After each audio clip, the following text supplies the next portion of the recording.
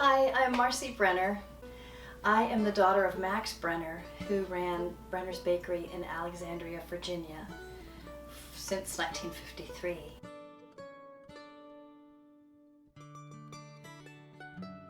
When I moved away, I missed those treats, and I had always hoped that I could get those my recipes one day and make those treats in my very own kitchen. So I started working on them with my dad from ingredient cards from the bakery that were in pounds and ounces.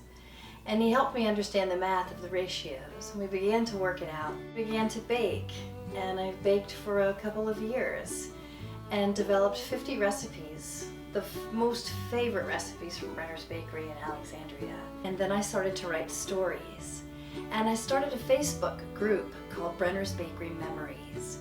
And sure enough, there were others that were interested in tasting those tastes again and miss the bakery. My old friend Kristen Donnan, who knew my dad and knew the bakery and had spent her life being an editor, agreed to edit my book, and the two of us produced A Baker's Daughter. I hope you enjoy tasting these tastes as much as I do, and my family. They bring back so many memories of celebrations and anniversaries and parties. Please share pictures of your creation. Thank you so much.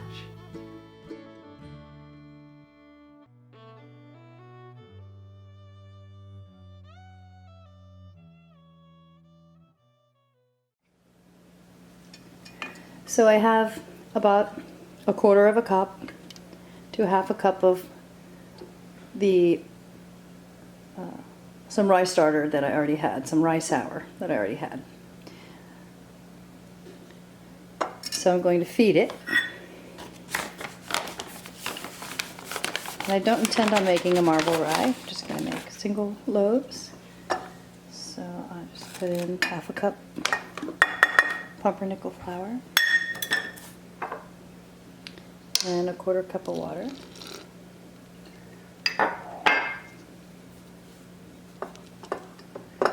And just mix it up. Sort of has the consistency of cookie dough, but a little bit looser than cookie dough.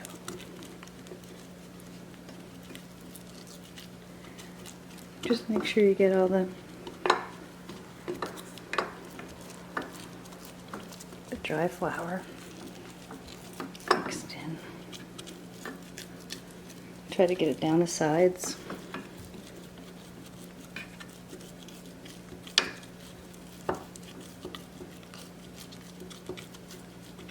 That's good. It's a pretty good consistency. A lot like cookie dough. If you find it's too dry, you can add more water next time. Sort of depends on the humidity level in your home, and I'm in Florida, so it's very humid. Then just take some pumpernickel flour, and I kind of lean it to the side and just lightly sprinkle a coating over the top of this fruity smelling sour.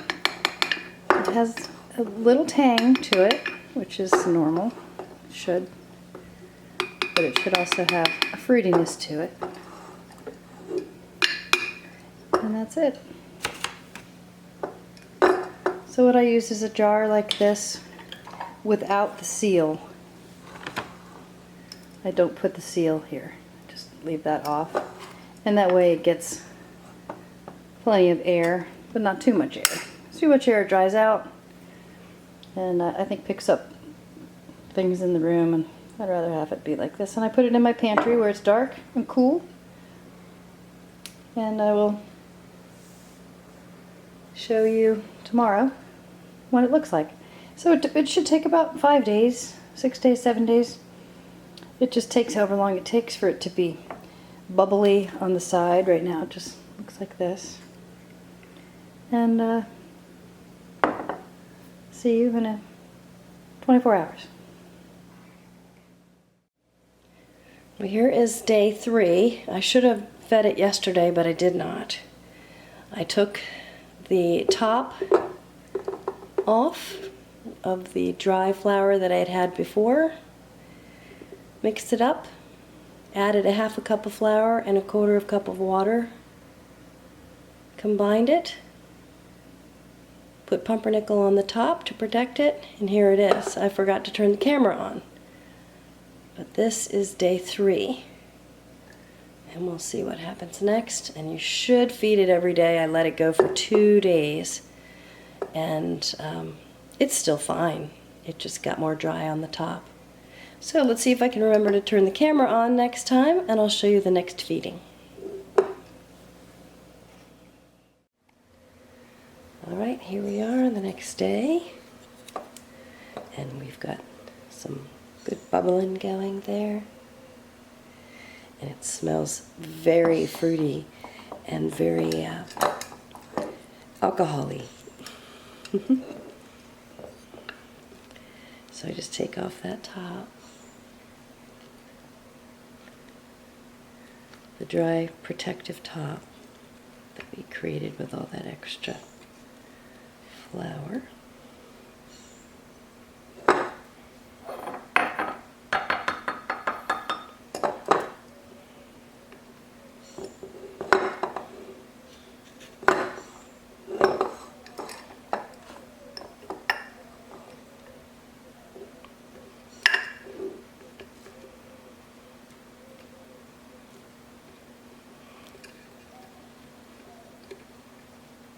Don't worry about taking too much. I want to go ahead and get all that dry stuff out.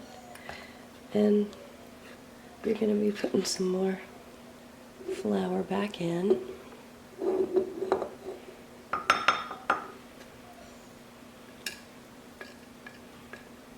See how bubbly it is? It's nice. It smells so good.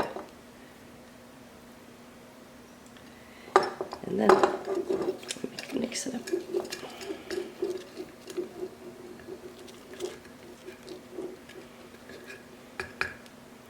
And I add a quarter of a cup of water, half a cup of flour,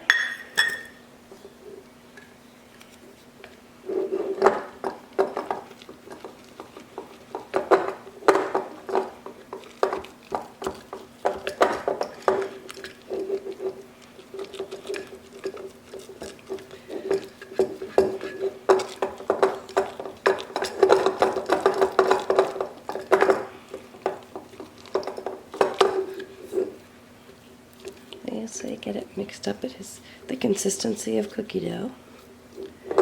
And I think I want a little bit more water.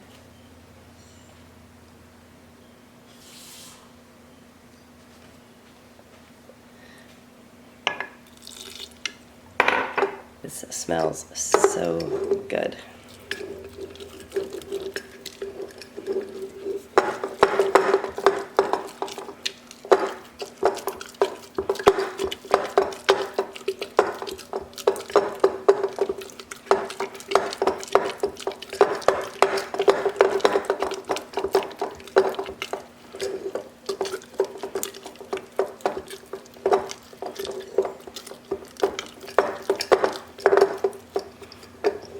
That's good.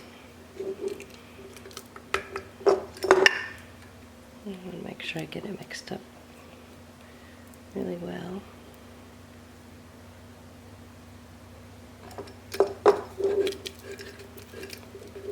Yeah, I like it. It's a little wetter than yesterday. Let's see how we like that. Okay. So we've knocked it down and put our flour in it. So then we'll put our protective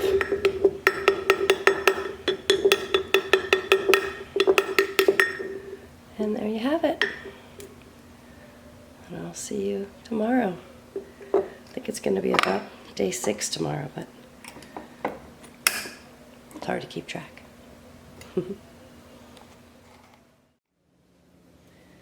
All right, it's been a couple days, and Should have done it yesterday, but didn't. But look, it's starting to bubble. It's starting to look really lively. Look at that. Oh, yes. Smells fantastic. It's filling the whole kitchen up with this aroma. Fruity, fermenty aroma. So I'm going to take this layer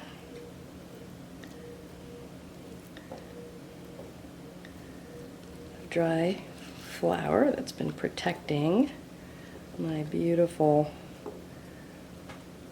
rye sour. I'm just going to grab that whole lot if I can. Boom. Out it comes. At some point after this gets really lively, you can use these cast-off portions of your sour to actually make a loaf of bread. But it's not quite there yet.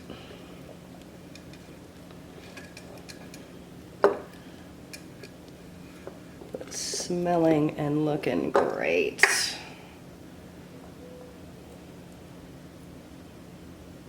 Not everybody likes this smell, but I have come to really love it. All right, so I'm going to just mix that up. I always scrape down the sides too. Just get all that good stuff back in there.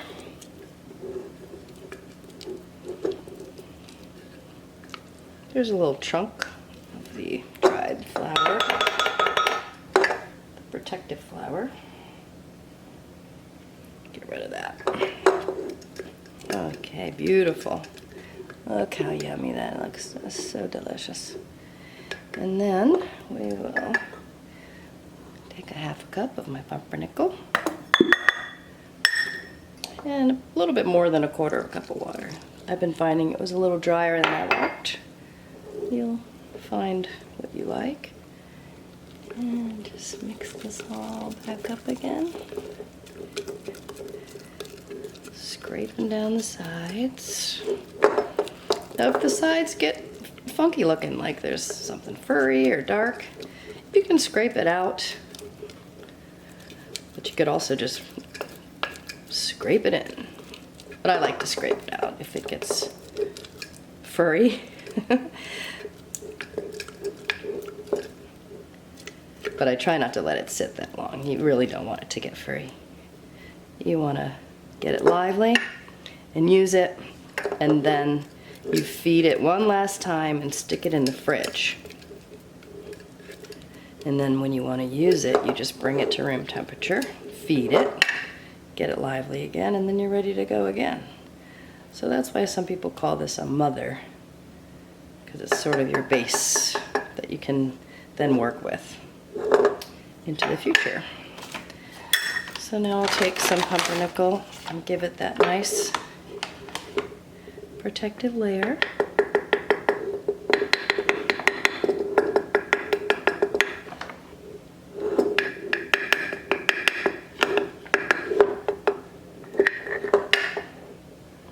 Yep, that looks good. It's all kind of covered up. A couple of corners.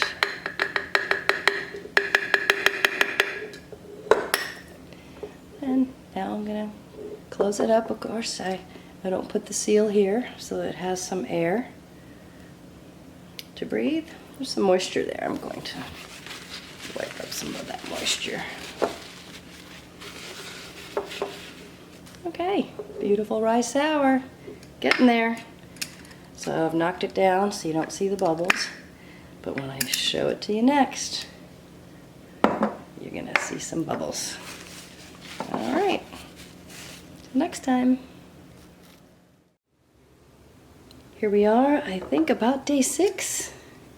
But look how bubbly and yummy.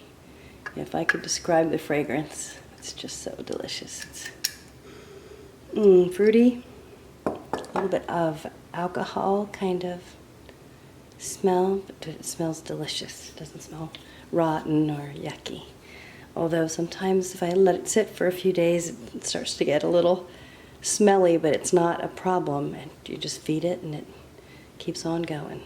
But you don't want to forget it for more than 2 days because it could get funky. But then you just take a little bit of the bottom and keep going. So it's pretty forgiving.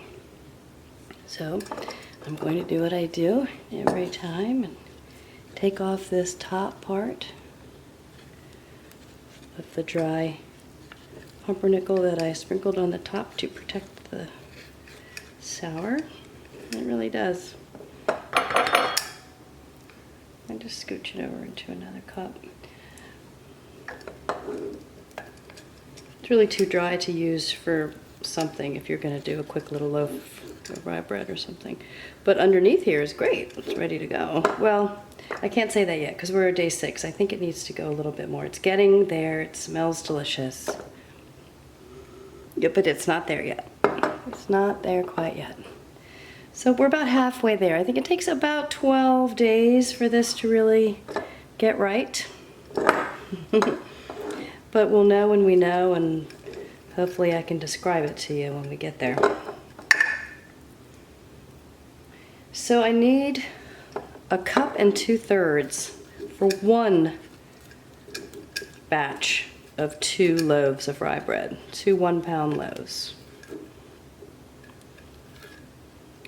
Now I do a lot of bread making in my bread machine, and that calls for 1.5 pound loaf, so I do have to do some math. But you could just make a small 1 pound. The 2-pound loaf I think is smaller than a white bread loaf would be. It just doesn't rise as much. You know, rye bread is a denser bread. So you could probably get away with a 2-pound recipe in a 1.5 pound capacity. But you don't want it to start coming out on you like I Love Lucy. So I'm gonna continue to feed this with 1/2 cup of flour and 1/4 cup of water because I'm just gonna do single loaves of rye bread. I'm not gonna try to do the marble loaf, but if I wanted to do the marble loaf, then I'd need twice as much. So I would need 1 2/3 cup twice. So I would want to start feeding it 1 cup of flour about, especially about this time, maybe from the get-go. So this is sure smelling great. It's putting a lot of wonderful things into my new kitchen here in Florida.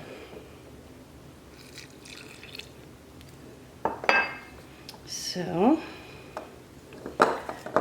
just mix that up.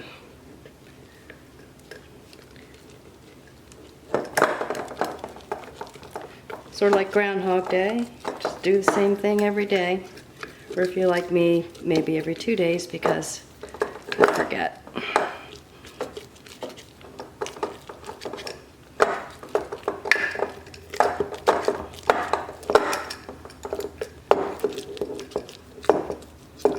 Just kind of go down the sides. Just take your time. Get all that flour down in there.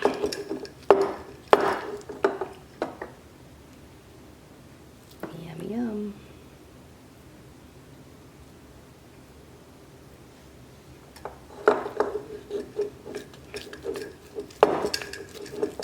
You don't want it too wet. I find with the sourdough starter, I can keep that a little bit wet, more wet than the rye. The rye is better to think of it as the consistency of cookie dough before you put it in the refrigerator. So a little bit loose, looser than that, but yum. All right, so that's ready to kind of smooth out the top. Just make a good seal against the glass. I'm going to scrape everything down the sides.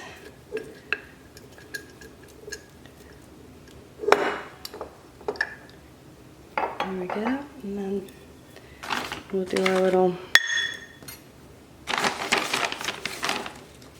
protective pumpernickel flour layer.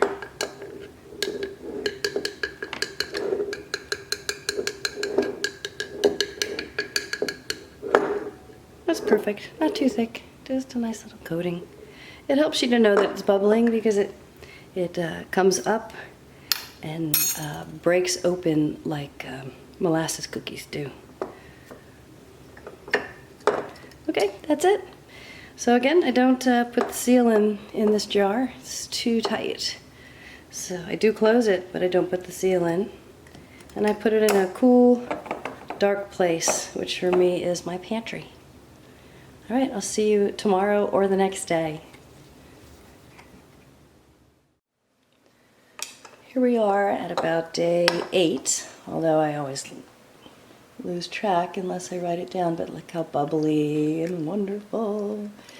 And I opened it up and the whole kitchen smells like this fruity, alcohol-y, and now a little bit of another aroma, a little bit tangy, and that's when you know you're getting close.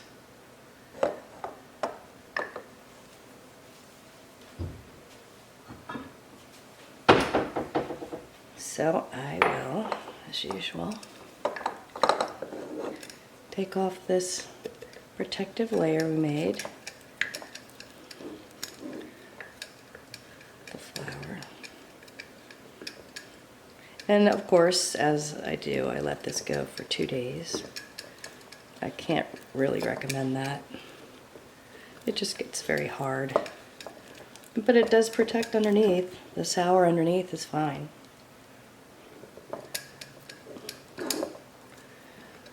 But do as I say, not as I do. The recipe in the book explains it all very clearly. I want to thank King Arthur Flour for allowing me to use that recipe. It's a great recipe. This is the one we're doing right now. It's King Arthur's recipe for rye bread starter, they call it, I think. But the bakery, as you know, called it a sour. All right.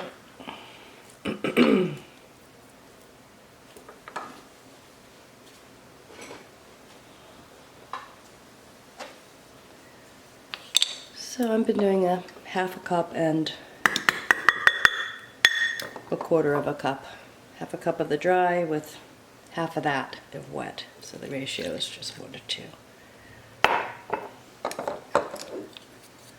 Because I'm just gonna do single loaves. And I've been using the bread machine lately and it's been doing a great job.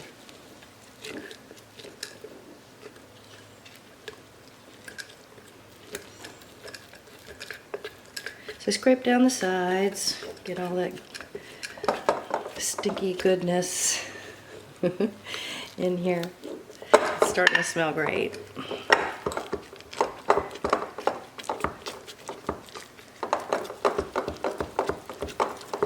A couple more feedings and I think it'll be there.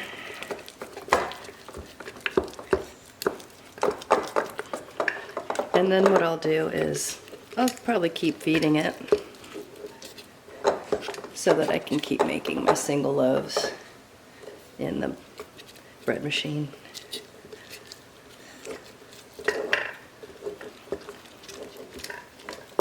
And I do try to get all those dry chunks out of there, but it doesn't matter if they'll just incorporate right back in.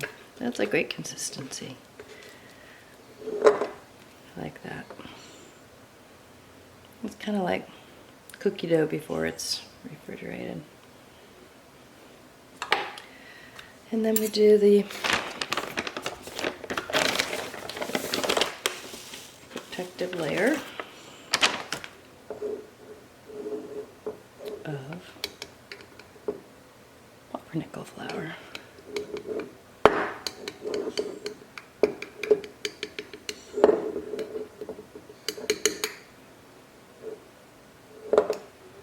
I never use metal on the starter. I always use wood, and then the crocus I always use glass, but it can also be ceramic, but you never want to use plastic or metal. I think I'm going to put a little bit more flour in there. I didn't smooth the top out, but it kind of helps to make a better seal. If I had. All right. Ready for another day. Look at that. Yum. It's very happy. Rye sour. And you see how the top cracks? It's protected by that layer. And I usually end up going 2 days before I get to it again, but it's very forgiving. It is better to do it every day. So it's getting very close. You just want it to be bubbly and fragrant.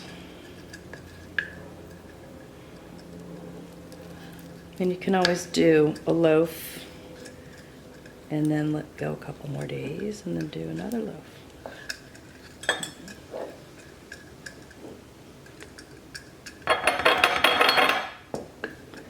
I just scrape off that top and any of the hard chunks. Sometimes there's some black stuff on the side. It won't hurt you. I just scrape it because I like that smooth stuff underneath.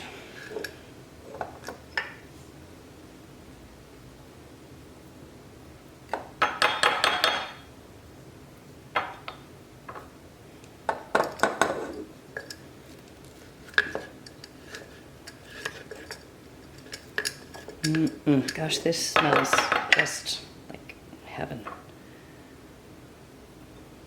Tangy, it's getting tangy. And that's what you want, that lovely rye. It just smells bready and yeasty. I'll mix that up.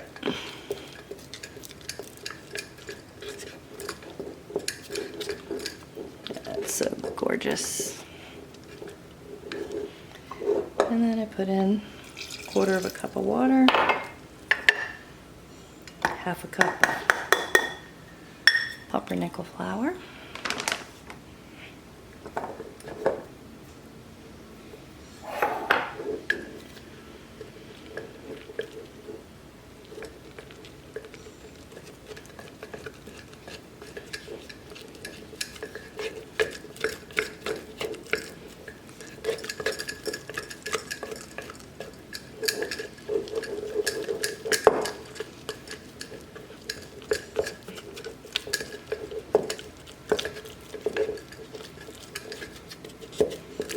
I use a tiny bit more than 1/4 cup of water. And you don't want your sour to be dry. It gets, I don't know, it gets too tangy. It gets kind of, as my dad says, it's starting to pay off a little bit. So the payoff here is a nice tangy, fruity aroma with a slight alcohol-y smell sometimes, but right now it's just absolutely fruity and yeasty, bready smelling. My dad would say when that little tang starts, it would be like him to say, it's starting to pay off, and that's what you want. We're about day 8 or so, maybe 9, I just didn't keep track, because I'm gonna use it when I know that it's ready to go. And it's not quite there yet, but it's just gorgeous. So then I'll put my protective layer. And you know what I have found? I'm going to alter this a little bit and smooth it out. Oops, I got a little bit of that old starter. I'm going to smooth it out because I find that I get fewer of those top flour chunks if I just kind of spread it out to the sides. Yeah. See how we like that tomorrow or the next day when I end up feeding this again. It should be tomorrow, and I'll do my best. But these recipes are about the real world, and we live in the real world. All right, beautiful starter. Another day. I think I'm about day 8 or 9. It usually takes about 12 to really get it where you want it to be. But sometimes people feed it twice a day, and I don't do that, so. I'm not sure if that would make it faster. Perhaps it would. All right, see you next time. Thanks for watching.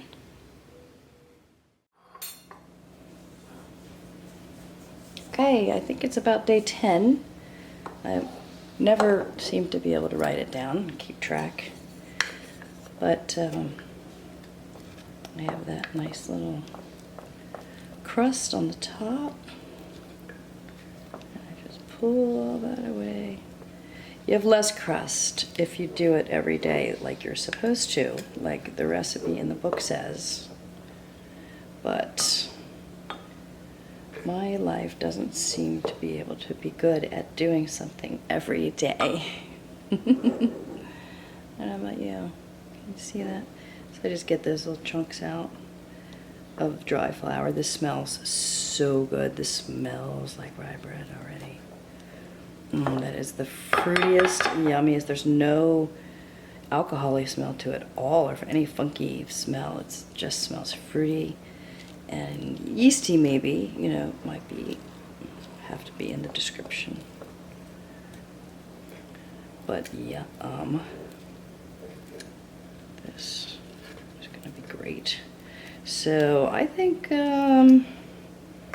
this is really delicious. This is just, I think I'll feed it one more time, and then I'm gonna make some rye bread out of it. So I'm going to do a rye bread in the bread oven because it's just so easy. It enables me to easily have more bread in my life.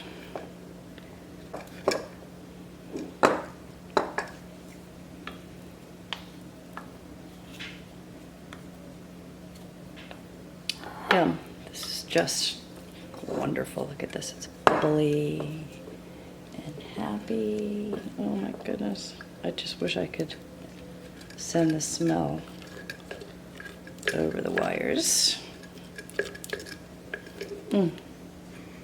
Yeah, that's delish.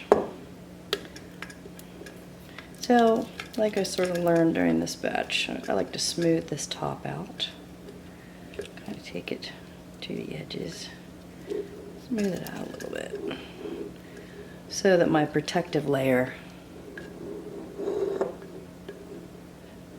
has a smooth surface. Oh, but wait a second, I need to add flour first. Hang on a second. A little too soon there. You know what, I like to put the water in first.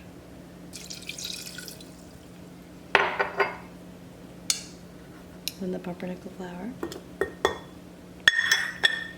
So I will do this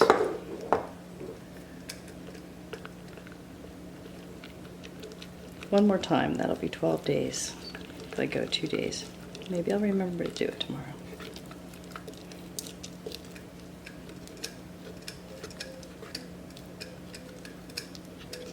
So I'll feed it one more time, and then I think it's gonna be ready.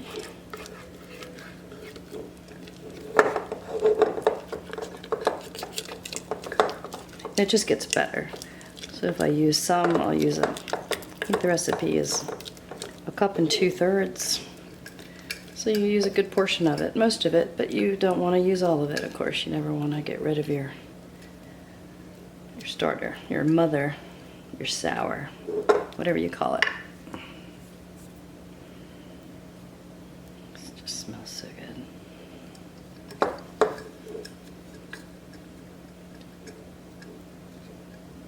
This is also what you make a pumpernickel loaf out of as well. You just add things to it to make it pumpernickel. Mostly just in color.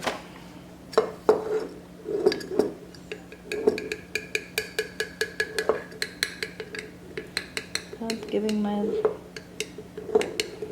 rye sour a little layer of pumpernickel flour. It doesn't have to be much, but it helps you to see it blossoming and crackling, and then you know that you're alive and well, and it's really becoming lively. It smells great. So next time we'll feed it one more time, and then I'll give it a day, and then it'll be ready to make a loaf of bread from. Yay! Okay, I think we're going to be done today. This smells fantastic. Take this top off. That's the protective flour layer. Nice.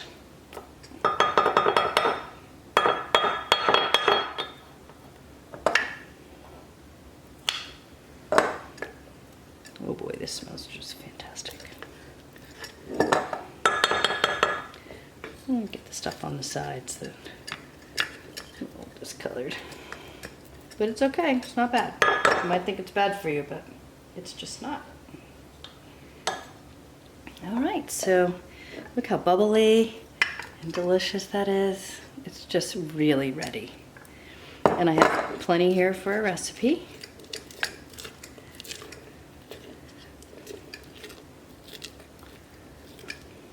Look at that. Fantastic.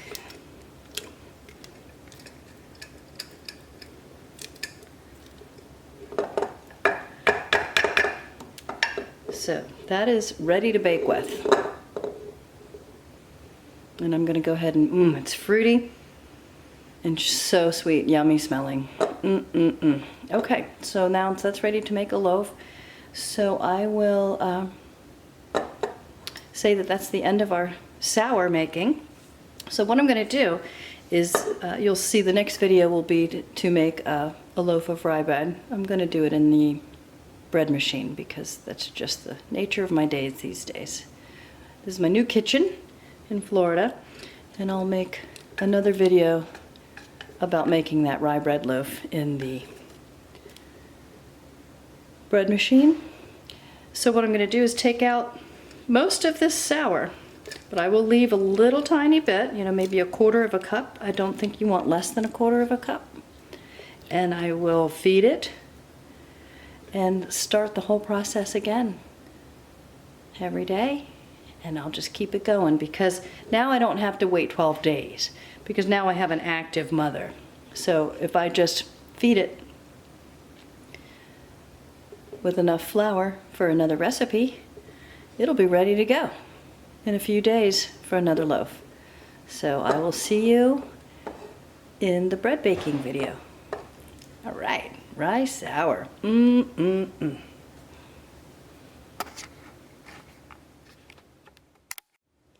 So to demonstrate a bit, I'm going to make a bread machine loaf of rye bread. So I've already taken my measure of my rye sour for a 1.5 pound loaf into my bread machine. The reason why I went 1.5, because usually a 1 pound loaf of bread is all that machine will do. But rye bread doesn't rise and expand as much as regular yeast bread does. So it's a tighter loaf, and I find that a 1 pound loaf is kind of small. It's wonderful, but I'm trying a 1.5 pound loaf today. The math was a little tricky, especially for the rye sour, but I think that it's going to be pretty forgiving. So what I'm going to do with this is add back in 1/4 cup of water and 1/2 cup of pumpernickel rye flour, and continue my starter because I want to make some more rye bread. My sister wants some. So I'm going to make another loaf. So I'm just going to feed this. It feels a little loose to me. That feels a little bit loose. So to add a little bit more flour. And we're going to add some to the top anyway for that protective coating on the top. But it's just a little bit loose. Yeah, I like that better. Boy, is this a beautiful smelling sour. It's just fantastic. There we go with that. Just put a little bit on top.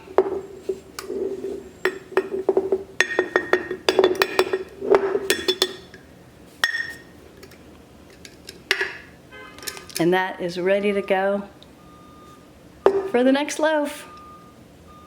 And then when I'm done with rye bread, if I'm not going to be making a loaf anytime soon, I'll do what I just did and feed it and then put it in the fridge. And then when I want it again, pull it out, get it to room temperature, and then begin to feed it for a feeding or two until it's nice and lively again. So once you have this mother, you can just continue on. So I'm going to now bake some rye bread. All right, here we are with my bread machine. It usually makes a 1 pound loaf, but I'm going to try a 1.5 pound loaf in terms of the ingredient amounts, because the rye loaves have been coming out small, which is fine, they're beautiful, but I just want a little bit bigger loaf, so I'm going to try it out and see if I wreak havoc or if I make a nice loaf. So the first thing I do is run that yeast through my hands. I just like to warm it up.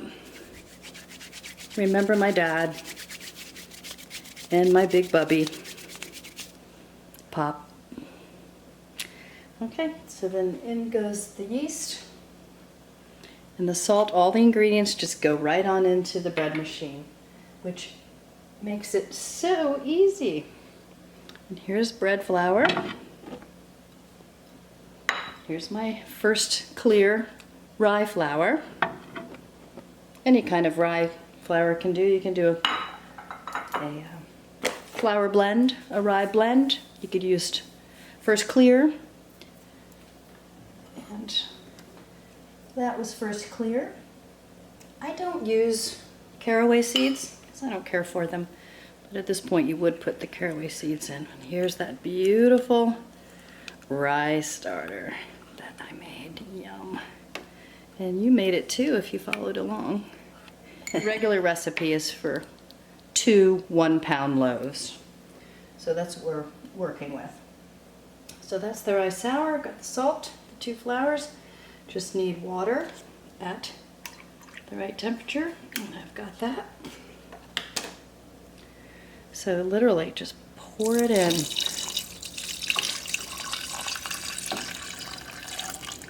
It looks pretty full. If that were a white bread recipe, that would be too full. That's gonna come out over the sides. But for this rye bread recipe, I think I'm gonna be okay. We'll find out. I close it up, and I'm not plugged in, but I push the buttons for a white bread loaf, large, dark crust, and then go. And I will bring you back when it's ready. Thanks for watching.